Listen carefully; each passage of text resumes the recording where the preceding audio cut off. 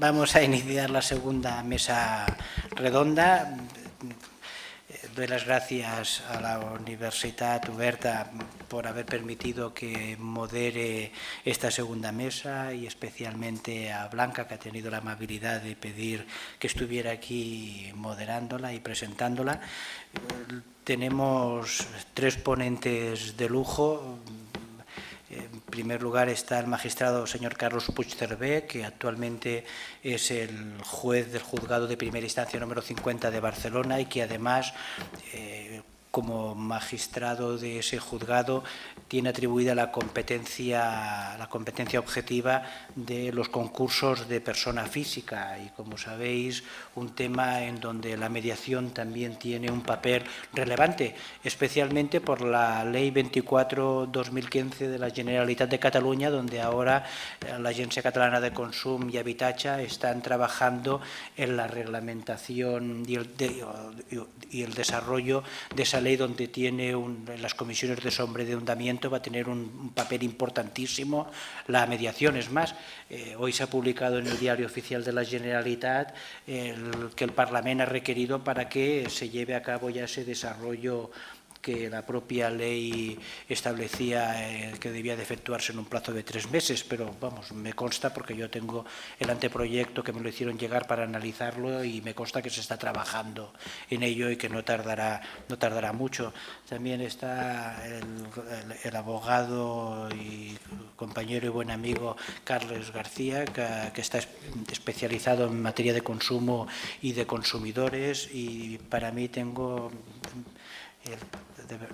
permitirme que lo diga, el cariño de poder presentar a la tercera ponente, que por un lado a uno lo hace muy mayor ya, pero fue alumna mía en la Escuela de Práctica Jurídica, y en las dos últimas conferencias que he presentado y se lo comentaba, en una de ellas estaba también Carlos Puigcerver, y verdad, lo digo, yo no soy como el anterior mediador, y con todo el cariño del mundo, que dijo que se le saltó las lágrimas cuando llegó a un acuerdo las partes y demás, pero a mí sí que se me saltan las lágrimas de ver que puedo presentar a una ponente que fue alumna mía y que ya está en estos momentos, es una auténtica autoridad en esta materia y en otras muchas. Es una gran jurista y la verdad es que uno, que van pasando los años, y no hay nada más bonito que ver que tus alumnos te sobrepasan, te superan y realmente han llegado tan alto. De verdad, no sabes lo feliz que me hace poder contar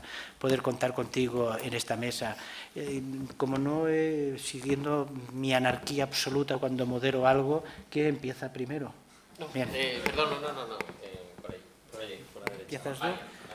Pues María, ¿me empiezas tú? Empiezo yo dando las gracias a la universidad por haberme invitado a esta ponencia y, desde luego, Jesús, muchas gracias por tu presentación. No creo que la merezca, pero si algo germinó fue gracias a tus clases y eso realmente siempre fue así. Siempre que pienso en qué generó la pasión por el derecho fueron tus clases, tu propia pasión la que se contagió.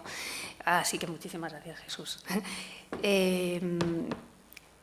Es verdad que siendo abogada, que soy abogada, también soy mediadora, me daba cuenta que no se ganaban nunca los casos, ni se ganaban ni se perdían, nadie estaba del todo contento. Hablo de derecho de familia ahora. Entonces empecé a interesarme por la figura de la mediación. Ahora voy a hablar de la coordinación de parentalidad, pero quisiera introducir un poco qué me ha llevado a interesarme por la coordinación de parentalidad propiamente dicha. Pues, como les decía, me interesó la mediación porque me pareció una forma de resolver realmente un conflicto, algo que no podíamos lograr los abogados en los juicios ni los jueces con las sentencias. Y una vez ya me hube formado en mediación, entonces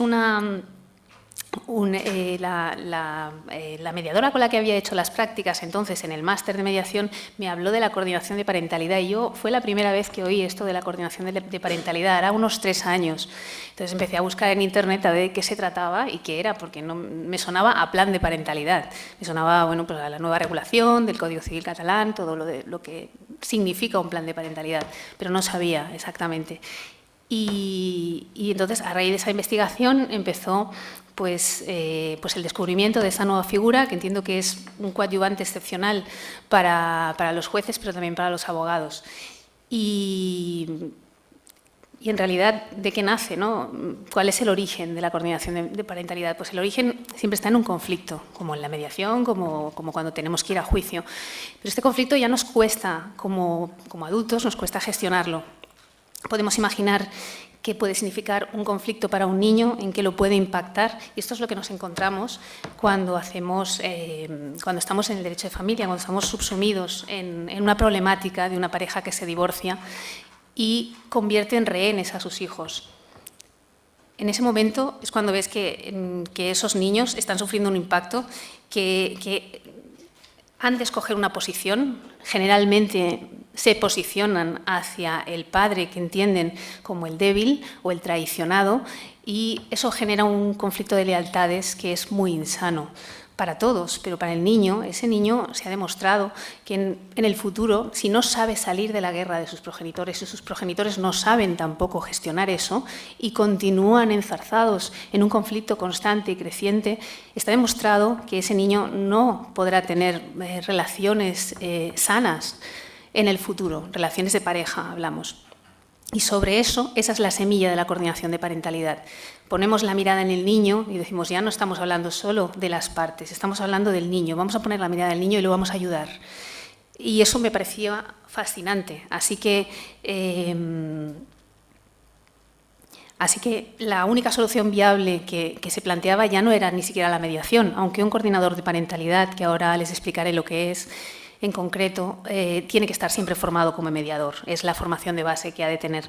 Pero, como digo, el mediador puede solucionar problemas concretos, pero no puede gestionar el cambio que esas parejas, ese padre y esa madre, tienen que hacer, un cambio perdurable en el tiempo para que realmente eso se modifique, esa relación cambie, esa relación sane. Y son precisamente los padres los que tienen la clave, ¿no? Si ellos, que son los que están infligiendo ese dolor, de manera no intencionada, evidentemente, saben y son conscientes que también tienen la llave para cambiarlo, que tienen que desaprender lo que han aprendido, que tienen que buscar otros roles, que tienen que aprender a escucharse y a comunicarse mejor, son capaces de sanar la relación, ellos sanan y sus hijos también. Entonces, en realidad, ¿qué es el coordinador de parentalidad? Pues el coordinador de parentalidad actúa, mejor dicho, la coordinación de parentalidad actúa en un tipo de familia de alto conflicto. Estamos hablando no de esos casos, del 90% de los casos de las parejas que se divorcian puede tener algún tipo de desacuerdo respecto a la pensión alimenticia o respecto a quién se queda la casa, el uso. Sí, esos son pues, normalmente aspectos puntuales. Pero una vez se solucionan, incluso sin o con mediación, eso continúa y es un divorcio que se cierra emocionalmente y los niños con el tiempo acaban superándolo, es una nueva dinámica familiar. Pero ¿qué ocurre con aquellos progenitores, aquellos divorcios que corresponden a lo mejor a un 10%, que están constantemente en el juzgado? Litigio tras litigio, relitigio tras litigio para cuestiones pequeñas, medianas o grandes, que no salen de los tribunales. Esas son las familias a las que se aplica la figura de la coordinación de parentalidad. Ahí necesitamos a alguien especial, no solamente con las habilidades de un mediador, que también y sobre todo de base, sino alguien que sepa guiar a esas personas a un cambio real y que lo haga en el tiempo, que los eduque, que no es poco, que no es fácil, que eduque esa nueva situación, que los vigile, entre comillas, o que pueda comprobar si van progresando. O sea, ya no estamos hablando de algo que podemos hacer en 6 sesiones, no. Estamos hablando de algo mucho más continuado en el tiempo, que requiere un esfuerzo y una implicación, pero creo que tiene que haber una parte vocacional en ese coordinador de parentalidad. Entonces, en realidad es una alternativa a la resolución de un conflicto, sí, como es la negociación, como es el arbitraje o como es como la negociación, el arbitraje. ¿Cuál es la otra herramienta de resolución de conflictos? Que ahora mismo me he quedado en blanco. Ahora mismo no lo sé. ¿Quién lo recuerda? ¿Perdón?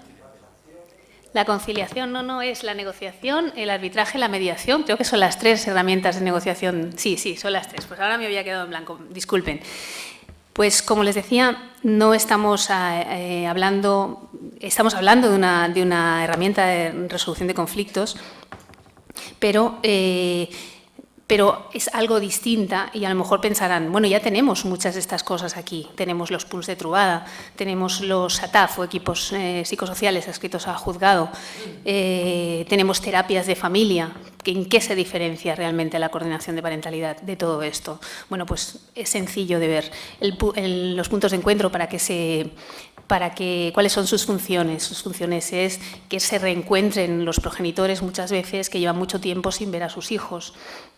Por lo tanto, entrega recogida de menores, pero no hacen un seguimiento de esa familia, no hacen un seguimiento de lo que ocurre ni comprueban qué pasa. Están oficiados por el juzgado para algo en concreto, para una actuación en concreto. Igual ocurre con los equipos psicosociales o los que llamamos el SATAF. Tienen que elaborar un informe, estudian a la familia, dan pautas, pero tampoco siguen con ello. No siguen con la familia, no los educan, no los enseñan a desaprender todas esas conductas que son perniciosas. Y también ocurre lo mismo con la terapia de familia. O sea, una sesión de terapia de familia tiene que ser confidencial, tiene que haber una empatía y tiene que haber una destructuración de las sesiones en principio para ser terapeuta. Pero esto no es predicable de la coordinación de parentalidad, que ahora les comentaré que es una herramienta que necesita cierta autoridad, necesita estar dotada de cierta autoridad y de una estructuración muy importante, nada que ver con la terapia de familia.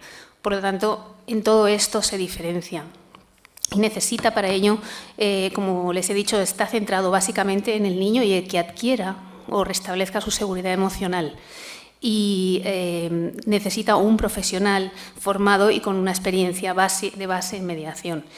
Por otro lado, tiene que implementar un plan de parentalidad. Por eso también lo que hablaba y les comentaba antes del plan de parentalidad y la coordinación de parentalidad. Claro que sí, las visitas, las vacaciones, los horarios escolares, todo aquello que necesitan poner en un plan de parentalidad es una función del coordinador de parentalidad, el establecer dicho plan. Y además, en sus finalidades, y creo que esto es lo fundamental, necesita restablecer, necesita que se revinculen las partes, que restablezcan su comunicación, que puedan hablar, que se reduzca el conflicto, pero que se reduzca de una manera real y no por algo puntual, sino que aprendan una nueva forma de comunicarse. Por lo tal, no es una tarea baladí, es una tarea que ocupará mucho tiempo y, desde luego, mucho esfuerzo por parte del coordinador de parentalidad. Los orígenes del coordinador de parentalidad, como ocurre en la mediación, nos tenemos que ir a Norteamérica. Están en Estados Unidos en los años 90. Es entonces cuando las familias se divorciaban, en los años 90 más o menos, no en tropel, pero sí que hubo un aumento importante de los divorcios en Estados Unidos y notaban que había ciertas familias que utilizaban el litigio para cualquier cosa. Esto a los jueces les suponía una importante pérdida de tiempo y había muchos profesionales que estaban coordinándose para ayudarlos, para ayudar a estas familias. O sea, había mediadores, había psicólogos, trabajadores sociales. Entonces pensaron, no, necesitamos crear una figura que lo abarque todo, que abarque la mediación, que abarque técnicas de resolución, técnicas psicológicas, que acompañe a los progenitores para un cambio efectivo. Y entonces empezaron a salir todo tipo de figuras, los special masters, o luego ya los hombres sabios. Hubo muchos intentos de lograrlo hasta que finalmente se consiguieron unas directrices. No me voy a extender mucho en los orígenes, pero sí para que sepan de dónde viene. Se consensuaron unas directrices que no son normativa legal, pero sí de referencia para todos los coordinadores de parentalidad, porque hablan del estándar, hablan de todo aquello que necesita un coordinador de parentalidad en su formación, las buenas prácticas, incluso las sanciones, no entran en su régimen de responsabilidad civil, pero sí explican una serie de parámetros que deben de seguir.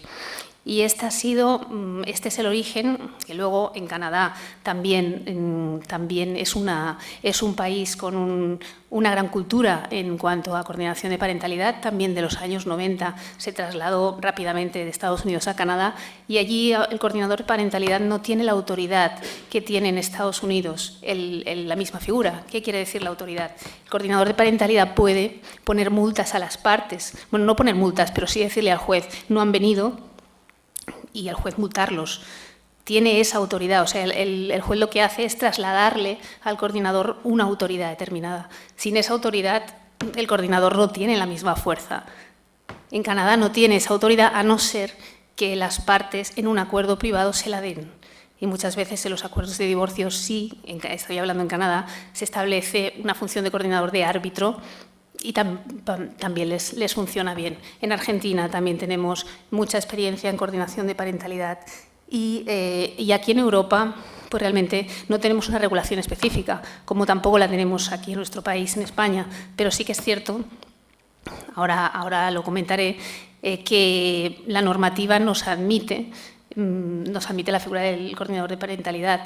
En concreto, la firma la ratificación del Convenio Europeo de Derechos del Niño, que fue en mayo, creo, del 2015, nos abre toda esa posibilidad legal. Aparte de que en el Código Civil catalán también tenemos varias reglas que permiten al juez ser un gestionador de recursos y designar profesionales. Esto ha quedado al final ratificado por la sentencia del Tribunal Superior de Justicia de 27 de febrero del 2015. En esta sentencia, derivada de un recurso de casación, donde en la audiencia provincial se aconsejaba a las partes o se les delegaba a un coordinador de parentalidad, el recurso que se interpuso decía que no había ninguna regulación sobre esta figura. Sin embargo, esta sentencia, importante porque ha abierto totalmente la puerta para que los jueces puedan delegar realmente al coordinador de parentalidad, hace todo un análisis de lo que les estoy explicando, hace todo un análisis de los orígenes y de los antecedentes y de las funciones del coordinador de parentalidad para ello. Y con ello, como les digo, la base ya está establecida y, desde luego, los jueces cada vez recurren más a esta figura, que es de gran ayuda. Muchas gracias. Disculpen.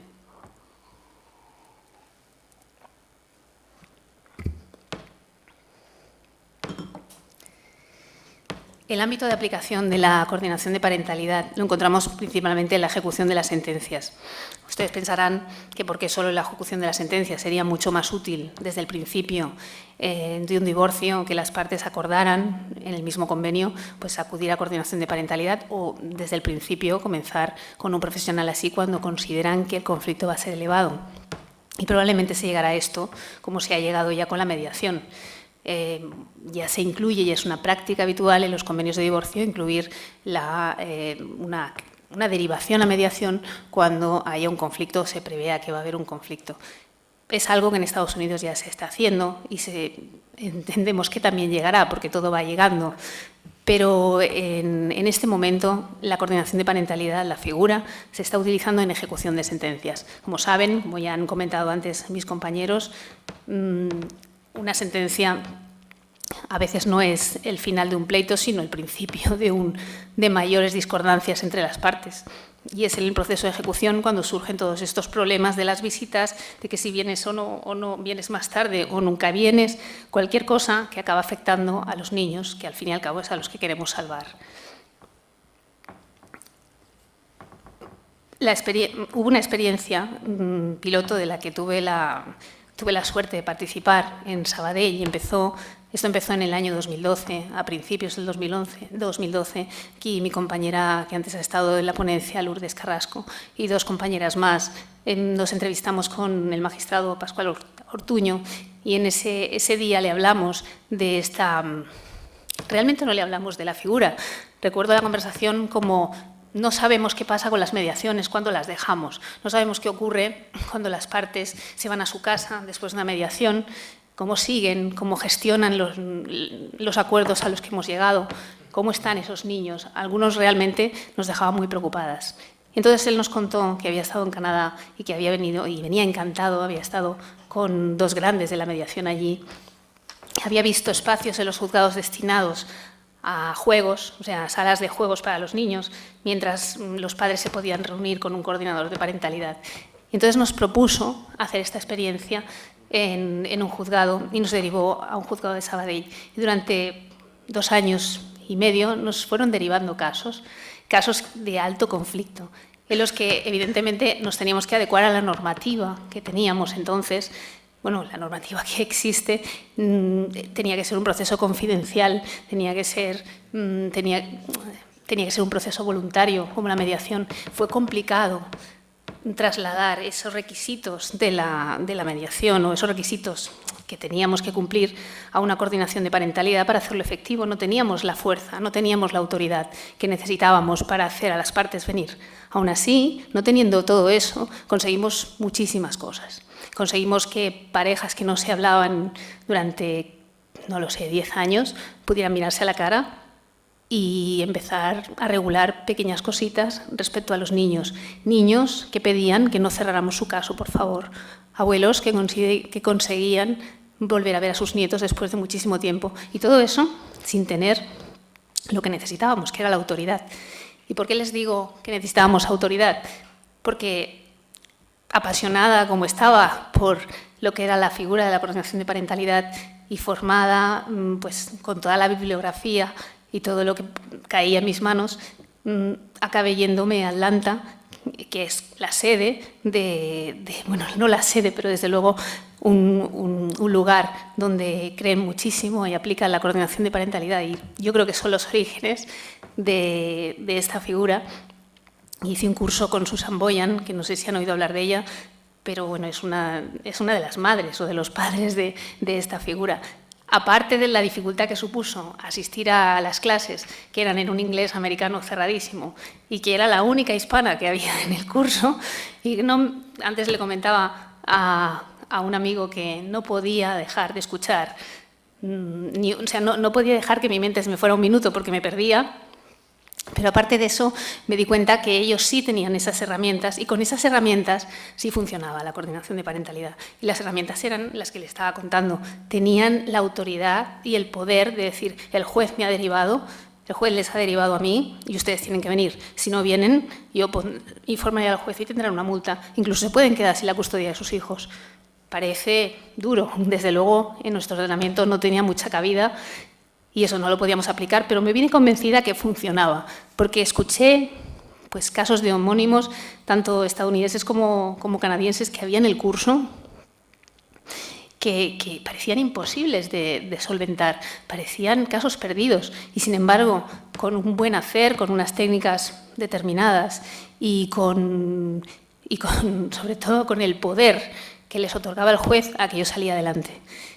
Entonces, al volver de allí, desde luego con renovadas ilusiones, el grupo con el que estaban haciendo este proyecto piloto, yo, todas las 4, decidimos que queríamos escribir un libro sobre esa experiencia, la que habíamos tenido en Sabadell y todo lo que habíamos aprendido después, pero desde luego enfocado a que se abriera esa puerta, que se abriera una nueva normativa, que la necesitamos para eso. Porque sin ello, desde luego, el coordinador de parentalidad pues, pierde fuerza. Y vista la sentencia de febrero, sí que ya va en esa línea, con lo cual sigo pensando que necesitamos esa normativa, pero veo con alegría que poco a poco se va implementando lo que realmente funciona, que es esto. Y después de este breve explicación sobre mi experiencia americana, que me sirvió desde luego mucho para conocer por qué les funcionan tan bien las cosas, ¿no? Y aquí a veces cuesta un poco, pues les contaré ya de manera como conclusión, pues que el coordinador de parentalidad necesita tener unas habilidades específicas, pero básicamente necesita saber educar a los progenitores y necesita hacer esto porque tiene que explicarles cómo gestionar sus disputas de una manera constructiva y mostrarles que una comunicación es posible, una comunicación nueva, Entonces, una vez conseguido esto, pueden elaborar ese plan de parentalidad que siempre persiga el bienestar de los niños. Y, desde luego, cuando algo se enrocaba, en uno de los casos que llevábamos, lo que conseguía la mayor parte del tiempo pues, desenrocarlo era aludir a los niños. Era el único punto común que parecía que las partes cambiaban las miradas y se disponían a escuchar que había otra forma de hacerlo. El coordinador de parentalidad también tiene que supervisar ese progreso familiar y que se cumplan las obligaciones de los progenitores respecto a sus hijos. Por eso les decía antes que tenía una autoridad, porque incluso puede decir, establecer ciertos horarios y ver después si se están cumpliendo o no, lo cual es muy útil. Y, desde luego, promover que ese cambio no sea algo concreto o puntual, sino que sea real y sea perdurable en el tiempo. Y para lograrlo, pues, desde luego, tiene que estar plenamente capacitado. Otra cosa que quería comentar, porque también se ha hecho referencia a los letrados y a su papel, que a veces parece entorpecer la función del mediador cuando estábamos hablando de la mediación. Pues en este caso, el proyecto piloto que les comentaba, del primero que se ha hecho aquí en España, en este caso los abogados nos ayudaron mucho a que las coordinaciones progresaran. No todos, es verdad, pero sí la mayoría. Porque también les digo, como letrado que soy, que llega un momento en que ya no sabes cómo ayudar a tu cliente en casos de un conflicto que va en espiral, en escalada permanente hacia el desastre. Y si hay alguien que te ofrece una posibilidad de sacar ese conflicto, de solucionarlo, es el coordinador de parentalidad. Por lo tanto, nos encontramos con letrados muy colaboradores que nos ayudaron muchísimo, puesto que el letrado, como saben ustedes, tiene la plena confianza del cliente y es muchas veces el que más influye.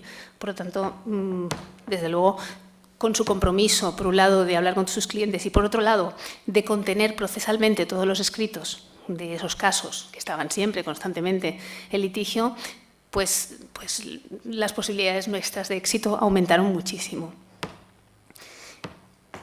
Y para finalizar, porque no, me parece que ya me he pasado un poquito de mi tiempo, pues decirles esto, que los resultados que obtuvimos fueron absolutamente, bueno, pues nos sentimos muy recompensadas por ello y que sabemos que si hubiéramos podido ser más directivas, pues todavía hubiéramos conseguido mejores resultados. Y ahora hay un proyecto piloto liderado por la Generalitat, de coordinación de parentalidad, en el que está Lourdes Carrasco, por cierto, y realmente pues todas las esperanzas se abren. Solamente se trata de no ser mediadores aquí. No es un mediador, un coordinador de parentalidad, necesita muchas otras cosas. Y como final, permítanme que les lea pues, un párrafo de una escritora que me gusta mucho, se llama Lucía Echevarría, en el libro Beatriz y los cuerpos celestes, porque realmente me inspira y siempre inspiró pues, mi deseo de ayudar a la gente, de ayudar a las personas a bajar sus defensas y a entender al otro, ¿no? Dice, no sé, prosiguió, si conoces la historia de cierto pueblecito costero de las Highlands que durante la guerra organizó una muralla de defensa en su puerto, formada por 20 bombarderos que habían recibido la orden de atacar a todo navío que llegara. Aquel remoto lugar estaba situado en un valle, rodeado de montañas y resultaba prácticamente inaccesible por tierra. Era un pueblo tan puñeteramente insignificante que al almirantazgo se le olvidó enviar por cable la noticia de que la guerra había acabado. Así que, durante años y años, el pueblo permaneció incomunicado, atacando a todo barco que intentaba aproximarse. Muy bien, ¿y qué me quieres decir con eso?, le interrumpí arrogante. Que tu guerra ha terminado y ya va siendo hora de que retires las defensas. Ya está.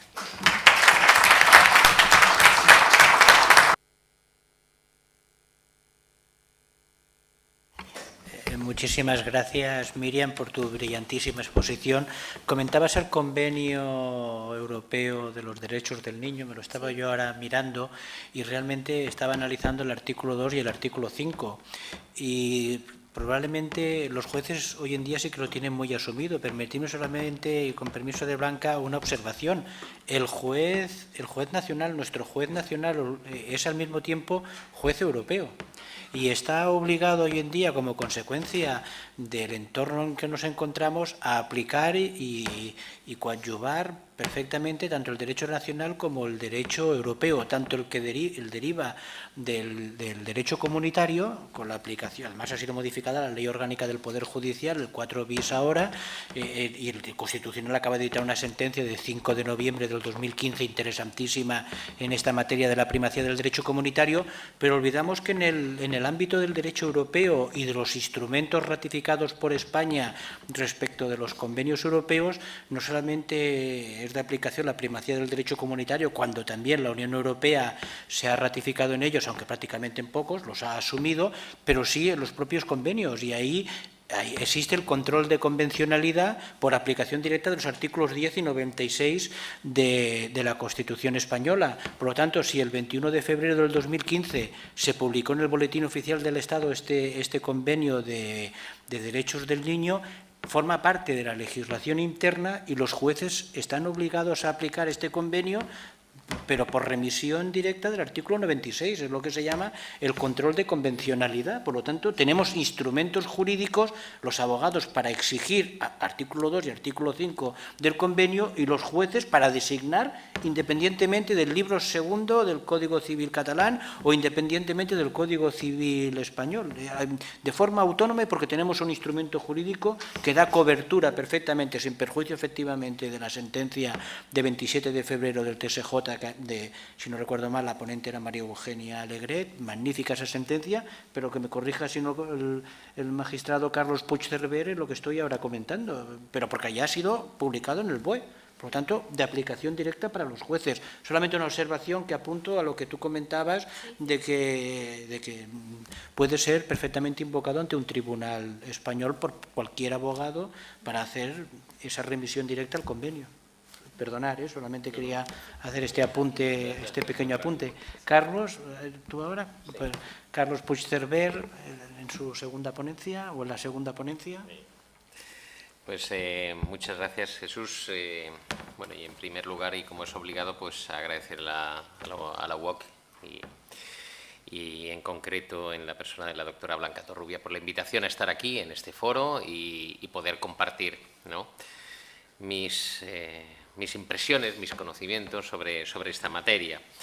Y también pues agradecer también a Jesús Sánchez también, que es un gran amigo y que siempre cuenta conmigo cuando tiene la ocasión para que participe en estos eventos, que me parece que son muy, muy interesantes. Yo he de confesar que era bastante escéptico sobre la materia, porque en mi primera formación como procesalista pensaba que era un reconocimiento del fracaso del proceso y del sistema judicial la mediación, y por eso tenía ahí como una especie de resistencia, pese a que mi maestra, la catedrática de Derecho Procesal de Valencia, Silvia Barona, era una gran defensora de estos sistemas alternativos de resolución de los conflictos. Pero luego la vida, y sobre todo mi primer destino, que ha sido en Granollers, donde estuve 4 años y medio al frente de un juzgado de primera instancia que, como no teníamos juzgado especializado, también tenía competencia en materia de familia, me di cuenta que necesario eran otros sistemas alternativos a la jurisdicción para la resolución de muchos conflictos, sobre todo aquellos conflictos en donde precisamente más que la discrepancia en cuanto a la versión de los hechos, análisis de los hechos o la cuestión jurídica, lo que había era emoción y sentimiento a raudales, ¿no?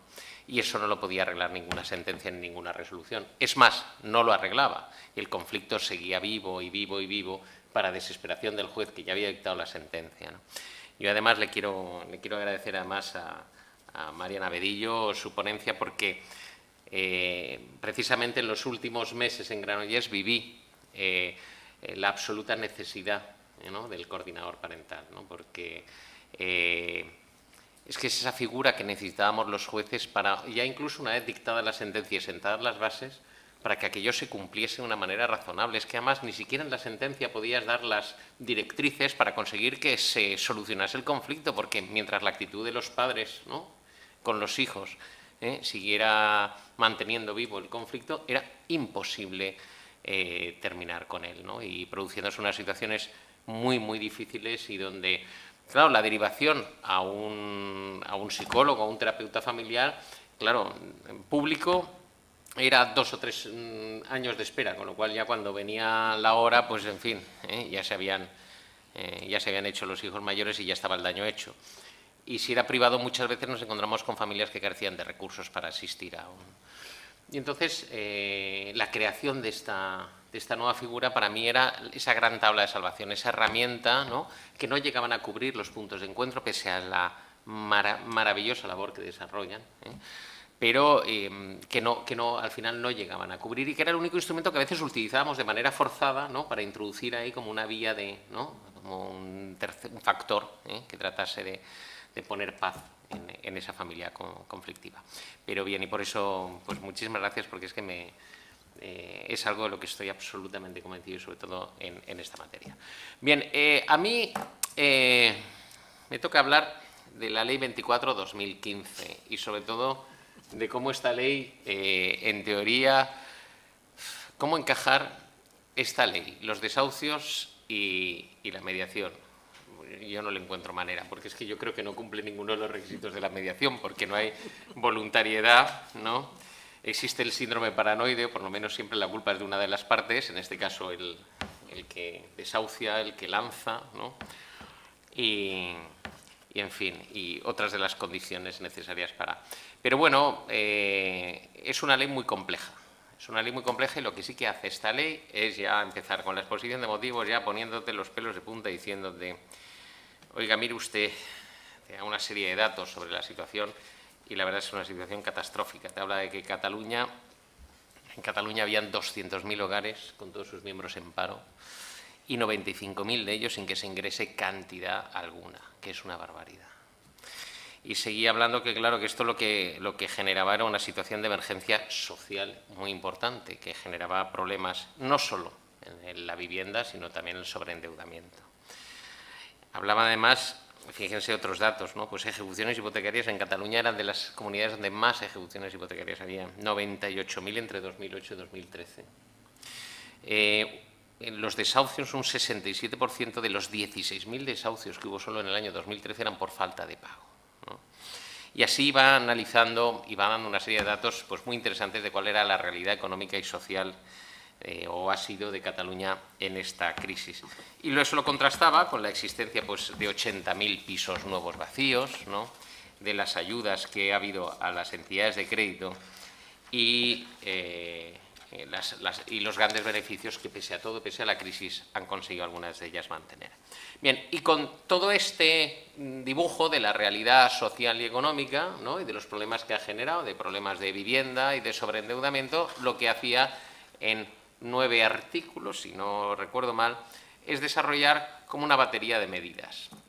Medidas que van, por un lado, yo creo que además mezclando cosas que no tienen mucho que ver, pero que están todas ahí encajadas, ¿no?, en una disposición que creo que es precipitada y con problemas de técnica. Primero, unas medidas contra el sobreendeudamiento relacionado con la vivienda habitual, de lo que no hablaré absolutamente nada, porque si no, pisaré la conferencia a mi compañero de mesa, a Carles, y que tratará detenidamente, pero vamos, le ha tocado un tema complicado. Y necesitará mucha ayuda, pero en fin, se la daremos, y yo creo que luego puede generar un debate muy bonito. Muy interesante. Jesús, con la presencia de Jesús, que está muy puesto en esta materia. Luego de eso, la propia ley habla de lo que sí que voy a hablar, que son las medidas para evitar que los desahucios provoquen una falta de vivienda. Es decir, qué medidas trata de buscar para paliar esta situación de falta de vivienda. Y finalmente contempla las llamadas y famosas medidas para evitar la pobreza energética, porque no solo se produce un problema de vivienda, sino también se constata, y en la propia exposición de motivos hace ya un desarrollo de las dificultades de muchos hogares para pagar los suministros básicos de cualquier vivienda, pero además casi habla de, creo, un 6 o un 7% de los hogares de Cataluña tienen problemas para el conseguir mantener una temperatura adecuada en la vivienda. O sea, hay que decir que la situación era compleja, y dedica un artículo para también solucionar ello, que no sé si tratarás tú también, Carles. Bien, con lo cual, en fin. Bien, yo me centro el problema de la vivienda. ¿Y cómo trata de solucionarlo el legislador? Pues miren ustedes, pues un poco pues obligando a que antes de que se inicie un procedimiento judicial, a resultas del cual pueda surgir el problema de vivienda de una persona, pues se tenga, dijéramos, que llegar a un acuerdo, forzar un acuerdo. ¿Cómo? Obligándole a la persona que va a demandar a ofrecer una propuesta, lo que llama una propuesta de alquiler social. Después de este procedimiento, la parte afectada se va a quedar sin su vivienda habitual, donde desarrolla su vida íntima y personal, y entonces, pues antes de iniciarlo, ya intente hacerle una propuesta de alquiler social, solucione de esta manera el problema y no lleguemos a iniciar el procedimiento. Y eso es lo que yo voy a desarrollar. En primer lugar, habla el artículo, esto se contempla en el artículo, en solo un artículo, que es el artículo 5, que es enorme, de esa ley 24/2015. Y he preparado una especie de PowerPoint, sobre todo para la parte así de los datos, que es un poco más... eso. Vale. Así les costará menos seguir, porque a veces son ciertos datos. Pero bueno, no hace falta que tomen notas, porque yo si acaso luego se lo facilitaré a la organización y que les faciliten esto. Primero, medidas para evitar que los desahucios produzcan falta de vivienda. Miren ustedes, ya volvemos a los errores terminológicos y a los problemas. ¿Cómo de los desahucios? Pero si luego va a hablarme de ejecución hipotecaria y de desahucios, son dos cosas diferentes. Basta de mezclar. Una cosa es un procedimiento de desahucio, que es aquella acción, la de desahucio, que se ejercita por un propietario para poner fin a la relación con su inquilino, con su arrendatario, y otra cosa es el lanzamiento como consecuencia de una ejecución hipotecaria que da lugar a la subasta, adjudicación del inmueble a otra persona o a la misma entidad ejecutante, y que da lugar a que entonces la persona que está dentro tengan que lanzarla, lanzamiento. Bueno, pues aquí el título ya habla de los desahucios que producen una falta de vivienda. Oiga, pero si se va a referir a la ejecución hipotecaria sería los desahucios o los lanzamientos o aquellos procedimientos defectuosa técnica legislativa en la que yo siempre me meto, pero es que me da muchísima rabia. ¿Cuándo es el momento? Oiga, dicen, antes de interponer cualquier demanda, bien sea de ejecución hipotecaria, bien de desahucio por falta de pago, el demandante debe ofrecer una propuesta de alquiler social. ¿Y a quién lo debe de hacer? A los propietarios del inmueble hipotecario o a los arrendatarios. De momento, vuelve a incurrir en otra deficiencia terminológica, como el demandante, pero si antes de interponer la demanda no hay demandante. ¿Será aquel que se proponga demandar? ¿No? Pero bueno, seguimos con... Bien, ¿y quiénes son los destinatarios de esa propuesta de alquiler social? Pues los propietarios del inmueble hipotecado o los arrendatarios, es decir, los que van a ser demandados en ese procedimiento. ¿Cuándo? Cuando no tengan una alternativa propia de vivienda, no hablamos de esa segunda residencia que es objeto de una ejecución hipotecaria, no hablamos de aquel alquiler de una vivienda para otros fines que no sean de un inmueble para otros fines, sino que no tengan otra alternativa propia de vivienda y estén dentro de los parámetros de riesgo de exclusión social, RES. ¿Vale? Bien, también, aunque aquí la ley se refiera antes de interponer la demanda, también la disposición transitoria segunda de esta ley también permite que en los procedimientos ya iniciados, incluso los que estén en fase de ejecución, ya se ha dictado la sentencia de desahucio o el decreto, y están en fase de ejecución y en fase de lanzamiento, también se pueda suspender el procedimiento y esperar a que se haga esa propuesta de alquiler social. Aquí vuelve el legislador a volver a meter la pata, porque vuelve a decir, en aquellos procedimientos antes de adquirir el dominio. Oigan, un desahucio jamás ha adquirido el dominio el que demanda, si es que ya lo tiene desde el principio, lo que será antes de adquirir la posesión de nuevo del inmueble. Pero seguimos con estas deficiencias. Bueno, bien, lo importante.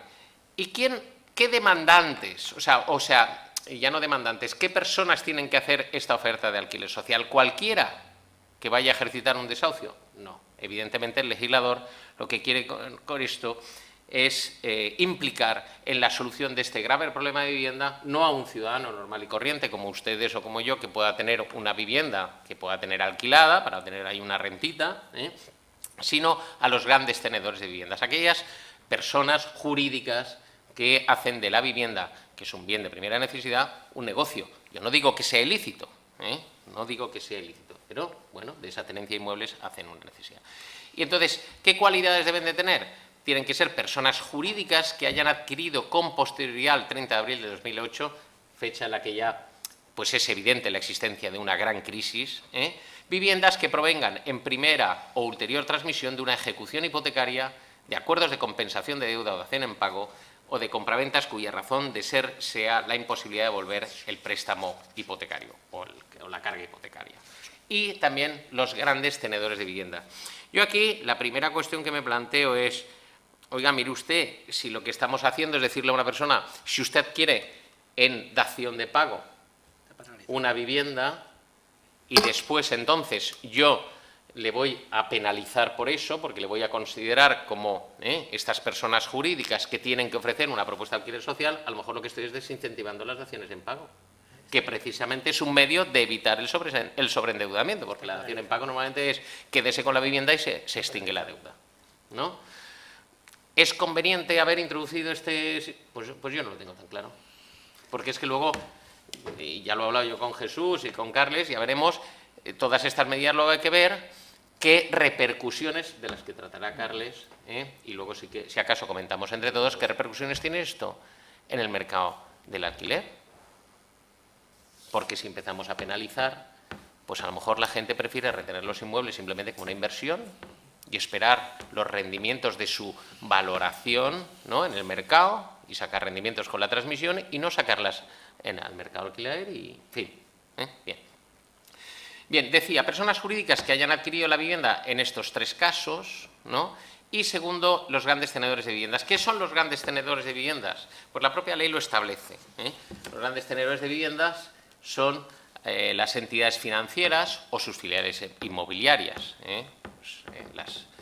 los fondos de inversión, las entidades de gestión de activos, incluidas las que proceden de la reestructuración bancaria, y aquellas personas jurídicas, vean que no hablan de ninguna persona física, que de hecho podría ser una persona física, normalmente las tienen todos en las sociedades estas, las SOCIMIs y todas estas cosas, pero si hubiera una persona física que tiene 1000 viviendas, no está aquí incluida por muchas viviendas que tengan. Y las que por sí solas o mediante un grupo de empresas sean titulares de una superficie habitable de 1250 metros cuadrados, salvo que sean promotores sociales o más del 15% de esa superficie esté cualificado como vivienda de protección oficial destinado a alquiler. Es decir, aquí es donde, si te portas bien, si parte de ese potencial de viviendas que tú tienes los ofreces para labores sociales, para atender estos fines sociales de vivienda, entonces te liberaremos de esta carga. O sea que considera incluso el propio legislador pues como una especie de castigo, ¿no? Miren ustedes, y aquí abro un pequeño paréntesis, antes se ha hablado, creo, en la conferencia anterior, del artículo 132.4 del Código de Consumo de Cataluña y esa norma que se introdujo de que no se podía iniciar ningún procedimiento de ejecución hipotecaria sin acreditar que se había intentado la mediación. Que eso está en suspenso por el Tribunal Constitucional. Este artículo también es uno de los que yo creo que al final acabará así. De hecho, el otro día encontré, a ver si lo encuentro aquí, una resolución, Comisión Vista el 16 de noviembre, de acuerdo de la subcomisión de seguimiento normativo y prevención y solución de conflictos, que ya lo que hacen es pues reunirse para hablar sobre iniciar negociaciones para resolver las discrepancias competenciales. Con esto lo que se gana es plazo para interponer el recurso de inconstitucional. Hay elecciones. Hay elecciones y no quieren interponerlo todavía, pero vamos, esto se viene detrás. ¿Por qué? Porque hablan, hombre, es un requisito para interponer una demanda, regulación procesal, en fin, ya saben ustedes el conflicto que hay sobre esta materia. Bien, esta oferta de alquiler social lo debe hacer estas personas jurídicas que hemos visto antes de iniciar el procedimiento, una vez está en marcha, y a personas que ya como les he dicho, no tengan una alternativa de vivienda propia o estén en una situación de riesgo de exclusión residencial. ¿Y qué se considera como personas en situación de riesgo de exclusión residencial? Pues se lo he puesto aquí, según los ingresos que tienen. Si son personas solas, serían los ingresos tienen que ser inferiores a lo que es el índice de renta, bueno, el IRSC, que se publica, índice de renta. El IPREM Sí, el equivalente al IPREM, pero en la Comunidad Autónoma de Cataluña, y que para el 2015 es de unos 569,12. Bueno, pues entonces, aquellas personas cuyos ingresos sean inferiores a 1.138,24 están en esa situación de riesgo de exclusión social. Si son unidades de convivencia, 2 o más personas, pues serían 1.422,80, y si son personas con discapacidad serían hasta 3 veces el IRSC. ¿De acuerdo? Bien, ¿quién debe comprobar estos parámetros? Es decir, claro, piensen ustedes que no hemos iniciado ningún proceso. Y le estoy diciendo a una persona, oiga, antes de desahuciar, iniciar una acción de desahucio contra su inquilino, o antes de iniciar una ejecución hipotecaria contra el titular de la vivienda y que tiene la carga hipotecaria o el préstamo contraído contra usted, debe hacerle una oferta de alquiler social, una propuesta de alquiler social y decir, bueno, yo como sé que cumplen estos requisitos. Bueno, pues es usted el que los debe averiguar. Es decir, el propio legislador lo que dice que es el demandante o el futuro demandante el que debe comprobar estos requisitos requiriendo previamente a la persona a la que va a demandar. Y gran pregunta, ¿y si la persona a la que va a demandar no colabora? Entonces, ¿se puede iniciar? ¿No se puede iniciar? La ley no dice nada. Entiendo que esa falta de colaboración pues sí que podría entenderse como un rechazo a esta solución de propuesta de alquiler social y permitiría ya que el demandante pudiera iniciar.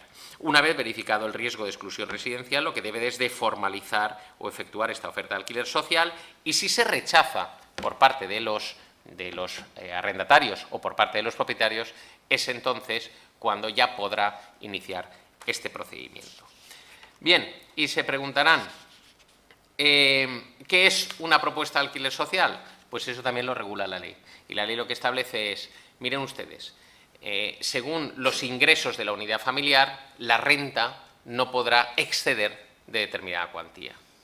Pues, por ejemplo, los ingresos ponderados de la unión familiar son el 89% del IRSC, pues la renta no podrá superar el 10%. Y así va estableciendo una escala que aquí les he establecido.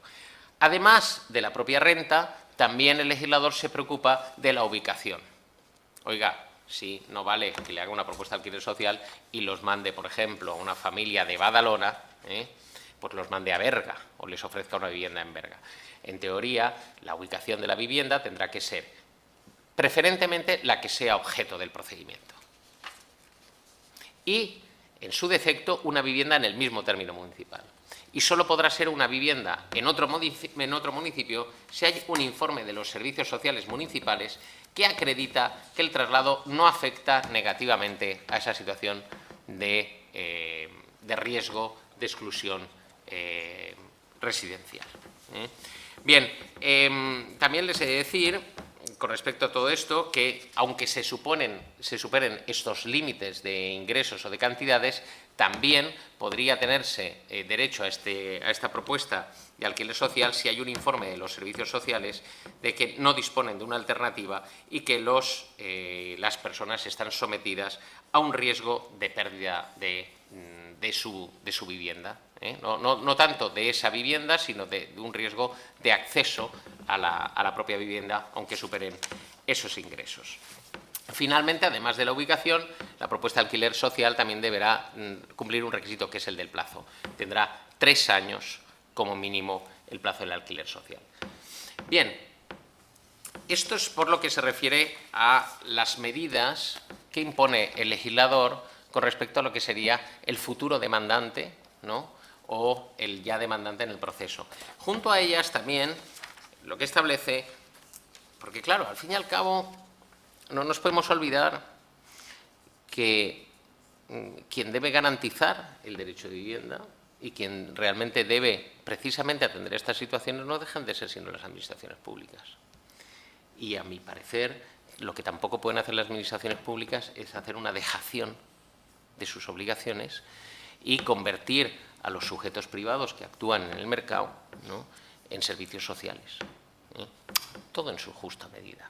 Pero claro, lo que no era razonable es que ellos también dejaran de cumplir con sus obligaciones o de atender a estas obligaciones. Y precisamente la ley no se olvida de eso y en el propio artículo 5 también prevé, junto con esta oferta de propuesta de alquiler social, esto ya no lo tienen aquí en la presentación, también lo que establece es que a estas personas, unidades familiares, que o bien no pueden pagar el alquiler de la vivienda habitual y, por lo tanto, se van a ver abocados en un procedimiento de desahucio o están ya en un procedimiento de desahucio, o bien están en este riesgo de exclusión residencial, pues se les puedan otorgar una serie de ayudas para evitar los lanzamientos o bien el realojo adecuado cuando ya el lanzamiento es inevitable.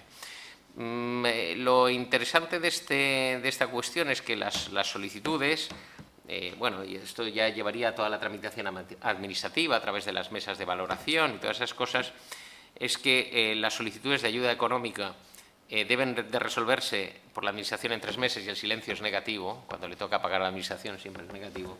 Pero, en cambio, cuando efectúas una solicitud de realojo, según el propio artículo 9.3, también debe resolverse en 3 meses y el silencio, en este caso, sí que será positivo. Yo ya, por lo que se refiere a la Ley 24/2015, ya no sigo, porque si no... ¿Me has dejado algo? Exacto. Para dejarle algo a Carles. Yo lo que también quisiera hacerles es una reflexión, y es, creo que tenemos muchos sistemas procesales establecidos para evitar que se produzcan estas situaciones y lo que deben de hacer es examinar en cada caso cuál es el más adecuado, porque no debemos de olvidar que la propia Ley 1/2013 ya prevé la posibilidad de suspender los lanzamientos en las ejecuciones hipotecarias 4 años. También eso se prevé en el Real Decreto Legislativo 6/2012 y también unas condiciones a las que los mismos sujetos que están en esa situación podrían tener acceso, ¿no? Y además incluso ahí sí que introduce, yo creo que una obligación, ¿no?, de sometimiento a mediación por parte de las entidades de crédito. Es decir, creo que en estos momentos ha tenido el legislador que tardar mucho en ello y prácticamente llega al final de la crisis, pero creo que otorga bastantes mecanismos y sistemas para conseguir que aquellas personas que se ven abocadas a un riesgo de pérdida de su vivienda como consecuencia de un juicio de desahucio o como consecuencia de una ejecución hipotecaria puedan bien paralizar, bien poder negociar una propuesta de alquiler social. Y bueno, y ahora ya, pues sin más trámite, le doy la palabra al jefe de la mesa para que...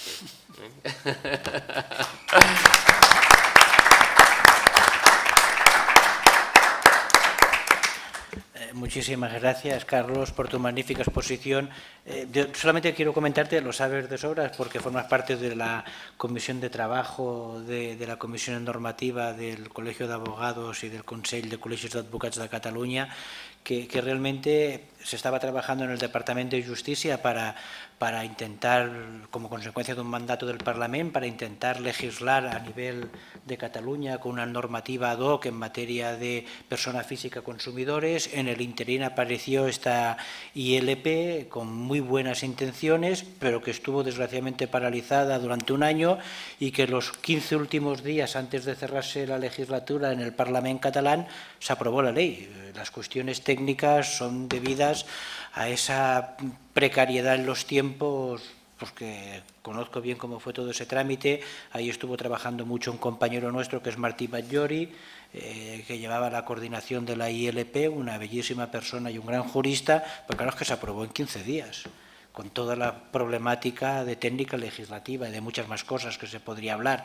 Respecto de la Ley 24/2015 y concretamente el artículo 5, apartado 5, sobre todo especialmente en temas de desahucio, se está trabajando y muy intensivamente por parte del TSJ, de la Generalitat, del Departament de Justícia, de la Generalitat de Catalunya, Colegio de Abogados, Colegio de Procuradores y Ayuntamiento de Barcelona para para adaptar el protocolo de lanzamientos a la Ley 24/2015. Los trabajos ya están muy avanzados, con un informe positivo de la Agencia Catalana de Protección de Datos. La verdad es que muchos de estos trabajos no afloran porque se llevan de forma callada, laboriosa, pero bueno, en un foro como este, sin decir más, creo que lo estoy diciendo todo. Yo creo que prácticamente después del verano... ¿Qué coño? El verano, estamos en Navidades. Después de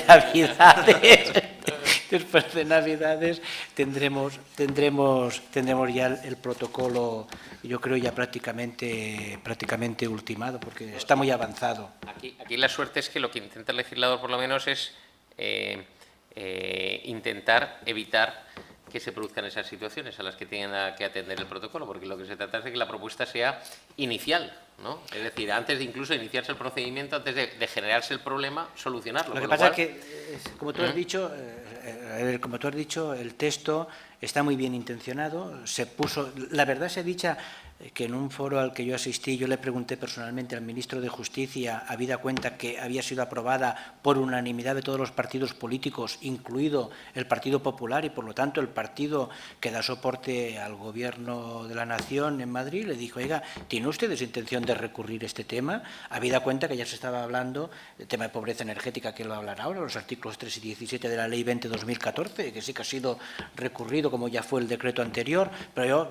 ¿Tiene usted intención? No, nosotros, y dijo así el ministro, nosotros no tenemos intención. Para nosotros esta ley ha sido aprobada por unanimidad, pero también tengo que deciros que desde diversos colectivos, desde aquí de Cataluña, de colectivos de profesionales de aquí de Cataluña, se le pidió luego soterradamente al ministro de Justicia que se pusiera en marcha el proceso de posible inconstitucionalidad y el mecanismo de la Administración General del Estado, Generalitat, para intentar consensuar la normativa. O sea que aquí en estas cosas a veces se dice una cosa en un ámbito, pero luego el otro por detrás está presionando para que se recurra. No tenían y lo digo porque yo estuve en ese foro y allí varias voces, que por respeto ahora aquí no comento, varias voces le pidieron, y representantes de colectivos importantísimos le pidieron al ministro que recurriera a esta ley. Yo fui testigo de esa solicitud in voce al ministro y efectivamente los lobbies se pusieron en marcha y a la semana siguiente otra ya estaba el mecanismo funcionando,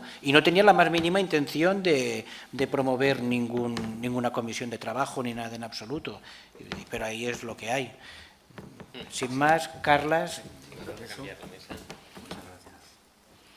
Lo que pasa es que el tema de desahucios está provocando, y sobre todo el problema de la aplicación del Real Decreto Ley 6/2012, como consecuencia de esta ley, muchas entidades bancarias, el mecanismo ahora de la dación en pago lo tienen paralizado, porque esta norma imposibilita luego sacar al mercado esas viviendas, y como desgraciadamente, y fíjate que nosotros, la abogacía catalana es la que introdujo, como tú muy bien sabes, el tema de los fiadores, la exoneración de fiadores, y luego la disposición adicional respecto del derecho de recompra en los créditos, en la cesión de los créditos, y en este caso derivados de una vivienda, que era el domicilio habitual.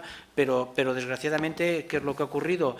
Que con toda la buena fe del mundo, lo que está pasando ahora es que una vez se la adjudica una entidad bancaria, imposibilita salir al mercado de forma libre esa vivienda. Yo ni entro ni salgo por qué precios o otros precios se ha producido esa cesión, porque puedes ejercitar el derecho de recompra, pero claro, imposibilita un acceso al mercado libre. ¿Por qué? Porque tienes esta normativa que el que se lo ha adjudicado está previamente sujeto a cumplir con estos requisitos de vivienda asistencial, y ahí solamente traslado la problemática que hay.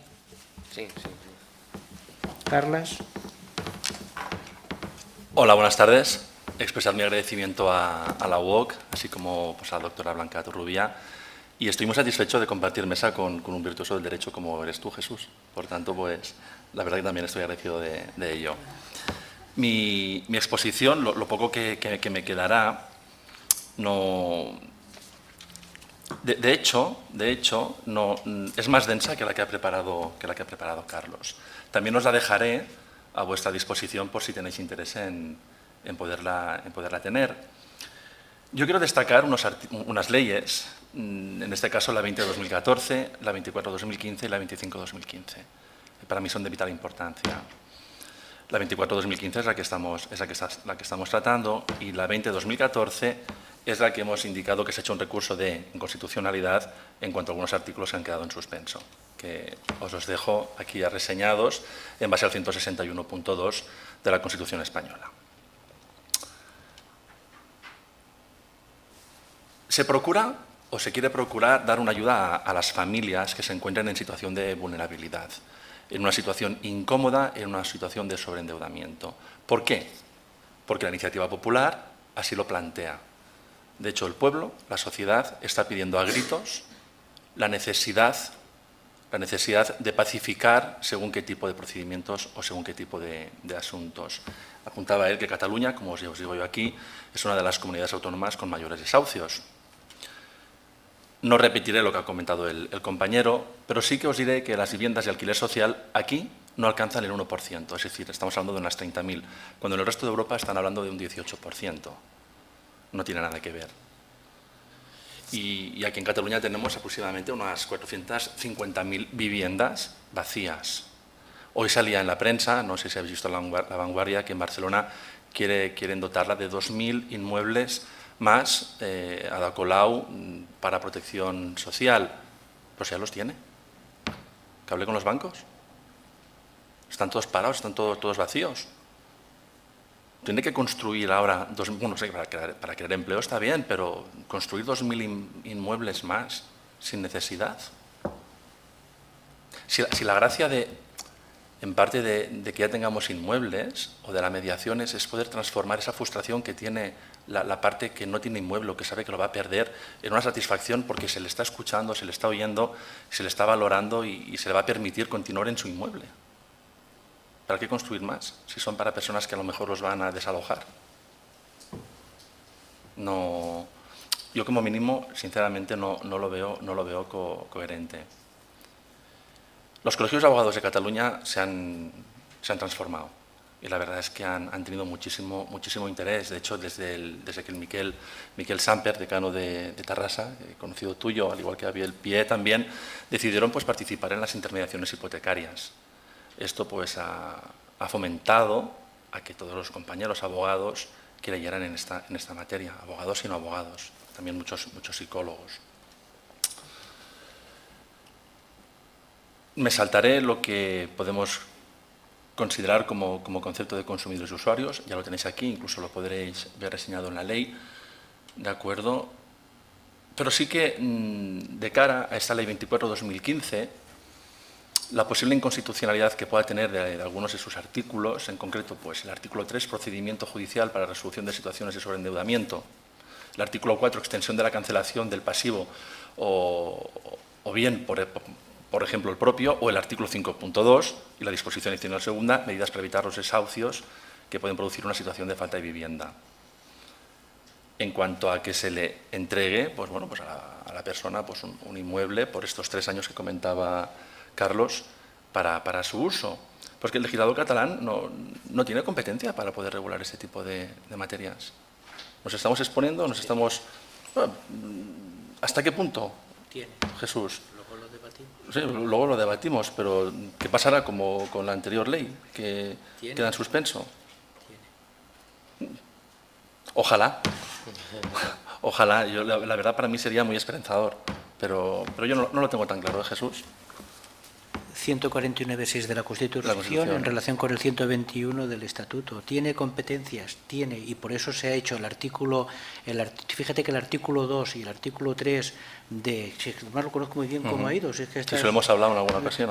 Estas propuestas salen de la Comisión Normativa y además todos los trabajos empiezan en el CITIC de Cataluña, que cada uno hay que darle su mérito, y se hace una propuesta legislativa en el Parlamento que luego fracasa en el Congreso y todos tienen todo su embrión, te puedo explicar cómo salió, o sea, sin ninguna duda. Tiene cobertura. Fíjate que está hecho de tal manera que no entra en materia concursal en absoluto. Permite al juez, como hacen todas las normas sustantivas, para que luego el juez pueda desarrollar en un procedimiento que ni siquiera define el procedimiento, ese procedimiento de solución de sobreendeudamiento de persona física. Tiene cobertura perfectamente. A ver si no lo dejan en suspenso. Al menos con la anterior ley, con la... En el momento que presente un recurso, automáticamente por ley ha de quedar 5 meses en suspenso, Sí. pero porque lo prevalece la propia ley orgánica Y se pierde el tiempo del otra vez, Tribunal como la Constitucional. 24-2014. Igual que como la 20-2014. Pero por ley, es que cuando la presenta el Gobierno, a diferencia de cuando Sí, la sí. presenta otra institución, pues si la presenta el Gobierno, automáticamente se ha de suspender. Por eso lo paralizan, ¿no? Bueno, No, di Carlos. No, que en todo caso, además, lo que pasa es que como no has empezado a hablar todavía de él, luego habrá que ver no solo si es constitucional o no si es constitucional, sino para qué un nuevo procedimiento judicial para la resolución de situaciones de Totalmente sobreendeudamiento de acuerdo. si ya tenemos el concurso de persona física, no empresaria. Exacto. Yo estoy haciendo Es una doble regulación, Absolutamente. pero yo es Innecesaria que no quiero, absolutamente. no Porque hay quiero- muy pocos, yo me porque estoy hay muy pocos. conteniendo porque digo, no le quiero, Pero que hay muy pocos no quiero hablar de la ponencia de Carlos. ¿Cuántos No. concursos Luego de si persona queréis física? hablamos, pero, no, pero, hablamos. no, sí, sí, permíteme, ¿eh? hay pocos, pero a veces el debate es bonito. Sí. Hay yo como jurista solamente he dicho que sí que personalmente, aquí Dios me libre para mí, si la opinión del abogado es lo que me lo vale, pero sí que como jurista y como una persona que con el equipo de trabajo de la Comisión Normativa, que además está formado por muchos jueces que han colaborado en ese desarrollo legislativo, porque si es que lo que luego se aprobó sale de nuestros trabajos, si es que si es la realidad, y lo conozco muy bien cómo fue, porque además si lo fusilé yo del sistema francés, si al fin y al cabo nadie inventa nada, que cogimos el sistema francés porque el alemán costaba mucho de traducir y era muy complicado. Seamos sinceros, era más fácil leer el francés. Más De ahí, sencillo. de ahí viene lo de la comisión de sobreendeudamiento, que es el sistema francés. Aquí nadie ha inventado nada, si lo puse yo en el primer borrador del trabajo del síndic, lo sabré bien cómo fue. Conozco la historia mejor que nadie. Bueno, No, pero lo que quiero decir es que sí que personalmente entiendo que hay cobertura suficiente para regular ad hoc, porque hay materia exclusiva tanto en consumidores como en materias como puede ser la conciliación u otros sistemas alternativos, mediación y demás en el ámbito catalán, Estatuto de Autonomía de Cataluña. Y por el 149.6 puedes incluso, si lo justificas bien, otra cosa es si aquí está bien justificado o no, que yo creo que no, es la exposición de motivos, porque ahí tenemos la famosa sentencia del Constitucional que tira atrás el artículo 43 del Código de Familia de Cataluña, pero por falta de justificación en la exposición de motivos, no porque el legislador catalán no tenga competencia, y si no, ahí tenemos un supuesto clarísimo en el recurso de casación catalán, donde sí que se explicó muy bien en la exposición de motivos. Si tú justificas adecuadamente el por qué una normativa procesal ad hoc, no habría ningún problema. Pero no se ha hecho una normativa procesal ad hoc, se ha derivado al juez en una norma sustantiva, que es lo habitual en el legislador catalán. Lo tenéis en el libro segundo, libro tercero, libro cuarto y libro quinto. Derivaciones en el ámbito, por falta de una normativa, de la difícil explicación de una normativa procesal, ahí lo tienes. Por poner un simple ejemplo, para que entiendas el conflicto que hay, la nueva ley de jurisdicción voluntaria ha desgajado del ámbito jurisdiccional toda la materia sucesoria.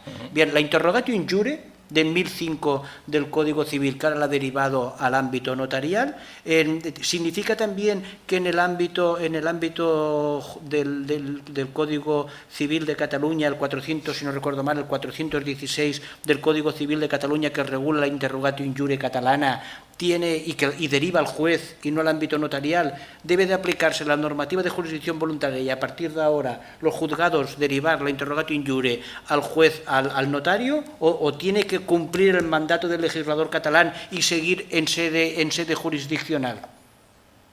Por poner un simple ejemplo, hay unas disquisiciones doctrinales terribles ahora en estos momentos sobre esta cuestión tan sencilla. Con eso solamente quiero decir que al amparo del 149.6 el legislador catalán puede regular materias procesales en ámbitos sustantivos. Y fíjate que esos artículos no legislan nada prácticamente, lo deja todo en manos del juez. No era necesario porque ya teníamos el Real Decreto Ley 1/2015, luego posterior Ley 25/2015. Lo que pasa es que desgraciadamente se reguló tan mal ese tema tan mal, que ha hecho inviable en el ámbito concursal el concurso de persona física. Y de ahí deriva la regulación en sede Ley 24/2015 de ese procedimiento ad hoc de persona física consumidor. Claro, ¿Por qué? Porque estaba muy mal regulado. En todo caso, y Bueno, porque es que traía ese tema. no, pero para conocimiento de nuestro público, lo que estamos discutiendo es el legislador establece un procedimiento judicial para la resolución de las situaciones de sobreendeudamiento, en el artículo 3. Exacto. Del que nos va a hablar Carlos. Exacto. Y entonces lo que nos planteamos ya antes de empezar a hablar de ese procedimiento es, ¿puede el legislador catalán, está dentro de su competencia o choque con el 149.6 que establece la competencia exclusiva del Estado en materia procesal, puede establecer un procedimiento judicial, un nuevo proceso para la resolución de situaciones de sobreendeudamiento? Primera cuestión que nos planteamos y donde existe ya la discrepancia que habéis visto sobre su constitucionalidad o no. Sino además, si es necesario un procedimiento judicial ad hoc que regule las situaciones de sobreendeudamiento, cuando existe el concurso de persona física no empresaria y la nueva regulación de la exoneración de pagos y todas estas cuestiones, ¿no? Ese mecanismo de segunda oportunidad que se introduce, ¿no? Entonces, pues la deficiencia que dice Jesús de ese mecanismo de segunda oportunidad es lo que lleva al legislador catalán a crear su propio mecanismo de segunda oportunidad, que sería este procedimiento judicial. ¿Es constitucional o no es constitucional? Vamos, un debate que puede dar ríos y ríos de tinta, pero en fin. Muchas veces, como sabemos de lo que estamos hablando, los que estamos arriba, a veces el Yo ya os he avisado que Jesús era un virtuoso del derecho. Sí. Por tanto, bueno, señala la Ley 24/2015 dos mecanismos para resolver esa situación de sobreendeudamiento. El procedimiento extrajudicial es lo que entenderemos como mediación. Es lo que se entiende propiamente como mediación. A partir de aquí, no se dice si existirá o no una sesión informativa, no se explicita, pero se sobreentiende que sí, que tendrá que haber esta sesión informativa obligatoria, porque lo dice la ley, además. Además, considero, eso ya es una valoración personal, que siempre tiene que haber una sesión informativa. No podemos, obviamente, obligar a que las personas vayan a mediación, pero como mínimo sí que podemos obligar a que las personas vayan a una sesión informativa. Personas, organizaciones, empresas, pero sí a la sesión informativa. Y creemos que es muy, muy importante. ¿Quién lo gestionará? Las comisiones de sobreendeudamiento, que tendrán pues amplias facultades y siempre estarán sujetas a la revisión del juez, de su señoría. ¿Pero cuáles serán estas comisiones? ¿Se especifica? No. No sabemos cuáles serán. Luego hablaremos de ellas. Tú sí que lo sabes, porque tú lo sabes todo, Jesús. Pero no se explica. Si tú preguntas a la gente de la calle, la gente no lo sabe, Jesús. Y no le vamos a dar tu teléfono. ¿De acuerdo? Pero bueno, que como mínimo hasta la fecha no se sabe. Quiero hacer mención del artículo 132.4 del Código de Consumo, que se ha ampliado ese 132 en este punto, que dice textualmente que en situaciones de sobreendeudamiento derivado de relaciones de consumo, la mediación corresponde a las comisiones de sobreendeudamiento, reguladas por su legislación específica. ¿De acuerdo? Si las comisiones de sobreendeudamiento no alcanzan un acuerdo entre el consumidor y los acreedores, queda abierta la correspondiente vía judicial para hacer efectivo lo dispuesto por este código y la legislación complementaria, Código de Consumo. Por tanto, ya prefija que existen estas comisiones de sobreendeudamiento. O bien el procedimiento judicial, hemos hablado del procedimiento extrajudicial o el procedimiento judicial. Se habla de un proceso judicial simplificado. ¿Qué es un procedimiento judicial simplificado? ¿Lo dice la ley? ¿Lo dice la ley concursal? No sé dónde lo dice. ¿Qué es una interrogatio injure? Sí, bueno. Del 416. Pero la expresión proceso judicial simplificado, a muchísima gente le entra por aquí y piensa, como no lo sé, ya aparco este asunto. Y lo están aparcando, ¿eh? No, di, Jesús. A ver, es que en estos momentos el concurso persona física no puede derivarse al ámbito judicial porque es requisito de procedibilidad, artículo 2, el trámite de la comisión de sobreendeudamiento, es la pescadilla que se muerde la cola. Hasta que no esté regulado en la comisión de sobreendeudamiento y entre en trámite, no puedes acudir al ámbito jurisdiccional, porque es requisito de procedibilidad, por eso Está parado. está parado. Pero está a punto de salir ya. Tú sabes muchas cosas. El decreto, de verdad está a punto. Vale. Carlos también lo sabe. Yo tengo alguna idea, pero no tantas como vosotros, quizás. Aquí el consumidor en ese procedimiento indicará cuál será su activo y su pasivo. Tiene que decirlo, tiene que sacarlo todo. Sacará todo su activo, sacará todo su pasivo y dirá la verdad, dirá todo lo que hay. Y a partir de este momento, el juez, cuando haya estudiado la situación de la persona, ¿qué hará? Pues dictará una resolución donde incluirá forzosamente un plan de pagos. Y este plan de pagos será la manera que existirá pues, para ver cómo se puede resolver todo el procedimiento, todo el asunto que tiene esa persona en concreto. Yo vengo a decir que los juzgados de instancia dispondrán seguramente de un poder discrecional más amplio que los juzgados de lo mercantil. Y qué mal hubiera tenido, pues que bueno, hubiera estado bastante bien que estos juzgados de lo mercantil hubieran tenido más discreción que la que han tenido hasta ahora. ¿Por qué? Pues porque podrán, pues bueno, pues aportar este plan de pagos, podrán verlo. Podrán además negociar, podrán indicar qué será un alquiler social, cómo lo podrán disponer, el uso habitacional. El juez tendrá muchísima competencia en este caso, más que el del mercantil, al menos bajo mi punto de vista. También podrá acordar la cancelación de los importes no abonados por el deudor. Poder discrecional. Si considera que tiene que hacerlo, lo hará. Cosa que en el mercantil no ocurre. No mires así, Jesús. Señalar además que también se prevé la extensión al fiador de la cancelación del pasivo de aquellos casos donde el deudor pues tenga acogido pues unos procedimientos establecidos en el 2 y en el punto 3 de esta ley. Por tanto, si hay una persona que es fiadora sobre esa persona deudora, pues al mismo tiempo podrá, obviamente, verse pues amparada por esta ley. Cosa que tampoco ocurría. Eso es mérito nuestro. Eso es mérito nuestro. Estoy de acuerdo. Vamos a unas reflexiones. Por ahora, que sepamos, ninguna entidad bancaria ha querido ir a mediación. Por ahora. Sí que se han hecho incursiones por parte de alguna asociación de consumidores que ha hablado con entidades bancarias y las entidades bancarias lo mencionan como negociación facilitadora a las circunstancias personales que tiene en ese momento la persona deudora. Pero no le quieren llamar mediación, no les interesa indicar que participan de procesos de mediación. No sé por qué, no creo que les perjudique ni muchísimo menos la imagen. Sí que los mediadores que necesitamos aquí deberían ser personas especializadas en la materia, que cuando la persona nos pregunte qué es una dación en pago, pues sepamos explicar lo que es una dación en pago, qué significará pues un uso habitacional, pues poderle explicar lo que será. Yo he participado en diferentes tipos de mediación, tanto familiares como de organizaciones, y si no dominas la materia, creo que no puedes acabar ni reformulando, ni haciendo preguntas abiertas, ni cerradas correctamente. O sea, las técnicas y las habilidades que tenemos nosotros como mediadores, será muy difícil que las podamos usar si no conocemos la materia. Creo en la especialización, es decir, considero que la mediación en toda su generalidad nos da la posibilidad de mediar en cualquier tipo de asunto, pero habrá asuntos que deberemos decidir si queremos o no mediar porque seamos útiles como mediadores.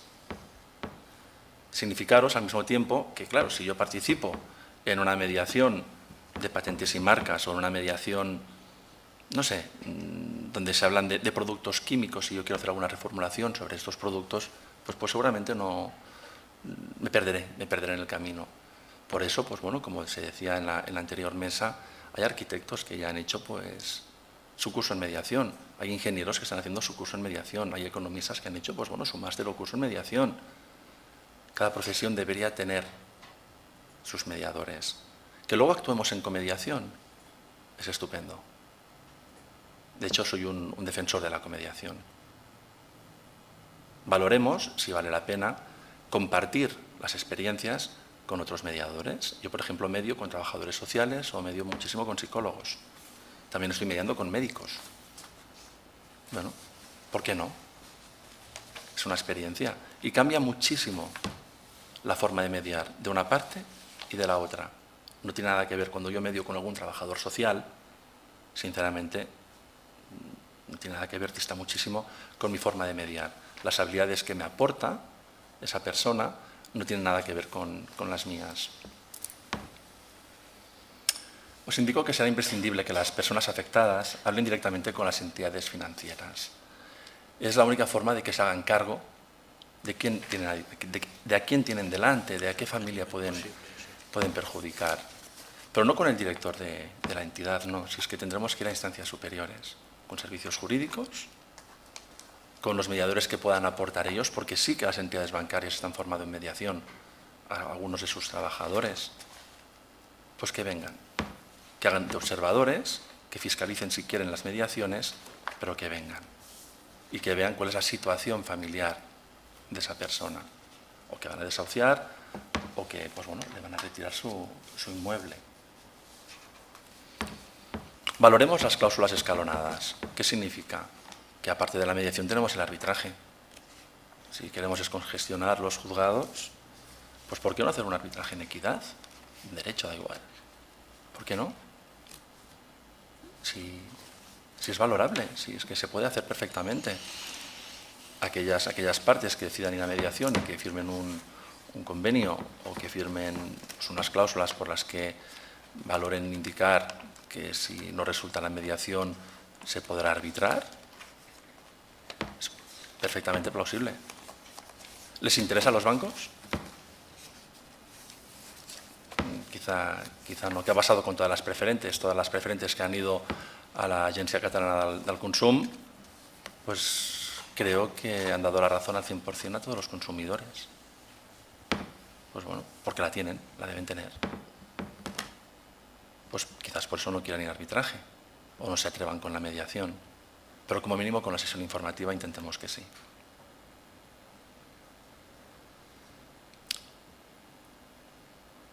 Os explico un ejemplo de una chica que es veterinaria. Esta chica de profesión veterinaria avala hace de fiadora con unos amigos de pues una cantidad económica. Ella tiene su local, los amigos no pueden acabar pagando, tienen unos problemas familiares, esta chica veterinaria se divorcia y vive de su local, vive de su profesión como veterinaria y hace de fiadora con el local y con sus bienes. A partir de aquí presta su ayuda y obviamente el banco, cuando ve que los amigos no pueden liquidar, van contra ella. Al ir contra ella, pues obviamente van contra su local y luego van contra su inmueble. Esto provoca que la custodia que tiene además de sus dos hijos, pues la pierda porque el marido pues solicita pues que la quiere tener él porque no puede tener cuidado de los niños porque va a perder el inmueble, lo va a perder todo y ella lo reconoce. Considero que es muy triste. No hablamos de que estas situaciones se den en entornos marginales, no. Se dan en todos los entornos. Marginales, no marginales, de más pobreza, de menos pobreza. En cualquier barrio encontramos estas situaciones. Y más que habrán, y las que no conocemos. Y hay. Claro, nos suben los suministros, ¿no? En 6 años, entre el 60 y el 70% es lo que se ha encarecido el agua, la luz y el gas. Y luego paga la hipoteca. Y paga el abogado, claro, si tienes que ir al abogado y tal, pues también lo tienes que pagar, ¿no? Una cosa lleva a la otra. Lo cierto es que esta pérdida de ilusión, este abandono familiar, la posibilidad de perder el inmueble, pues conlleva a que hayan divorcios, a que la gente quiera suicidarse como se ha suicidado, a que la gente quiera aprovecharse de las herencias del hermano, pues porque intenta pues sacarle todo el dinero pues al padre antes que muera o a la madre antes que muera, y provoca además pues muchísimas problemáticas sociales y familiares. Y todo viene de la necesidad del inmueble, del derecho que tienes tú a tu vivienda. Por tanto, se va haciendo una bola tan grande que al final piensas, ¿qué más me queda por coger? ¿Hasta dónde más puedo llegar? Y es una realidad social, puramente social. Hablamos de las comisiones de sobreendeudamiento, Jesús. ¿Quiénes podrán ser? Pues las que indique la Administración, podrá ser a lo mejor el Centro de Mediación de Cataluña, podrá ser el CEMICAP, o podrá ser Ofideuta a lo mejor, o la Agencia Catalana del Consum, dando ella permiso a quien sea, obviamente. He hablado con una amiga tuya hoy, Silvia Grau, y le he preguntado, oye, Ofideuta está detrás de las comisiones de sobreendeudamiento porque sabía que tú me lo preguntarías. Digo, seguro que me lo pregunta Jesús. Ya lo sé, Digo, pues me voy a avanzar. Y me dice, si Jesús ya lo sabe. Digo, ah, caray. ¿De acuerdo? Pues bueno, pues sí, la Agencia Catalana del Consum pues tiene muchísimo interés en que probablemente pues pueda ser Ofideuta la entidad que sea esta comisión de sobreendeudamiento. Pero bueno, están en negociaciones. Eso no significa que no podamos hacer comediación. No significa que yo no pueda coger a un mediador y que pueda actuar también como tal en esta mediación. Tendré a Ofideuta y tendré a mi mediador, que irá como mediador, no solo como observador. Tampoco no irá a fiscalizar, sino que irá como mediador, irá a apoyar, irá a comediar. Será un agente facilitador. Nada indica que no puedan ir 2 mediadores ni 3.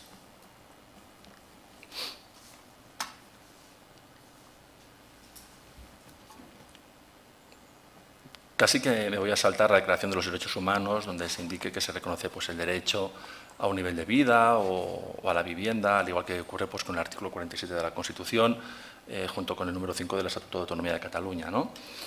Esto ya lo podréis ver, al igual que ocurre con el Código de Consumo de Cataluña en su artículo 121, que reconoce cuáles son algunos de los derechos de las personas consumidoras e indican pues, bueno, los mismos que hemos estado comentando.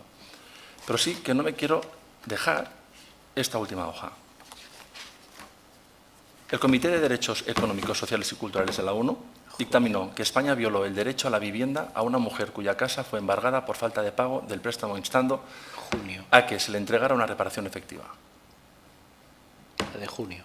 Exacto. El comité concluyó que el juzgado no tomó todas las medidas razonables para notificar adecuadamente a la demandada sobre la ejecución hipotecaria que había presentado contra ella la propia entidad bancaria. Es muy importante. Es muy importante. De hecho, las funciones sociales que se están realizando han de llegar a todo el mundo, a todas las familias. La mediación, como tal, actúa desde esta perspectiva.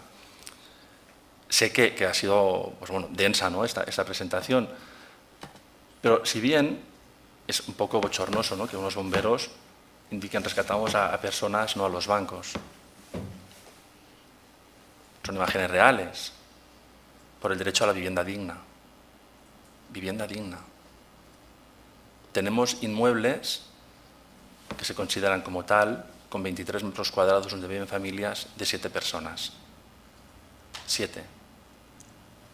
Litera sobre litera. Esto lo hemos podido ver desde una asociación de consumidores con la que yo colaboro. Este es un poco divertido. Cada 8 minutos se pisotea el artículo 47 de la Constitución. ¿Dónde está el TC? Y le contesta, no seas egocéntrico, Paco, demasiado trabajo tienen velando para que los antidemócratas no se cuelen en las instituciones. ¿Estamos a punto de explotar?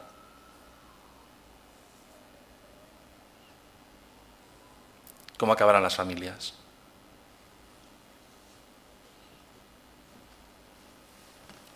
Esta es la evolución del número de desahucios en España del 2008 al 2014. Desahucios, ¿eh?